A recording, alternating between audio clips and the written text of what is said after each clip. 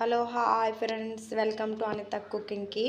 మన prawns and mango curry వండబోతున్నాం. ముందుగా ఒక గిన్నె లాంటి పెట్టి ఆయిల్ వీట్ అయిన తర్వాత కరివేపాకు యాడ్ చేయాలి.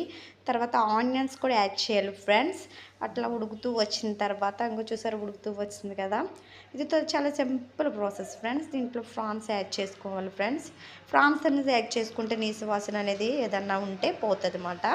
చాలా సింపుల్ ప్రాసెస్. అల్లం వెల్లుల్లి పేస్ట్ కూడా వేసుకుందాం దీంట్లోనే. అట్లా తిప్పుకొని ఒక 5 మినిట్స్ మూత పెట్టేసుకుందాం ఫ్రెండ్స్.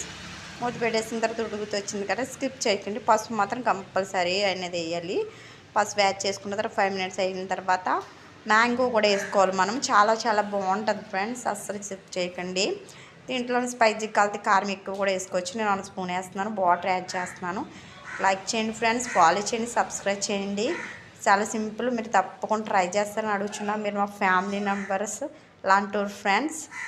నేను చిన్న రెసిపీ చాలా బాగుంటుంది. సింపుల్గా చెప్తాను. ఎక్కువ దీంట్లో మనం ఇంగ్రీడియంట్స్ ఏది ఉపయోగించాం సరే కదా, అయిపోతూ వచ్చింది చూసారా. కొత్తిమీర యాడ్ చేద్దాం ఫ్రెండ్స్. అంతే, సింపుల్ ప్రాసెస్. మీరు ఇక్కడ ట్రై చేయండి ఫ్రెండ్స్, ఓకేనా. చాలా బాగుంది కదా, వేడి వేడి అన్నంతో సూపర్ ఉంటుంది. బాయ్.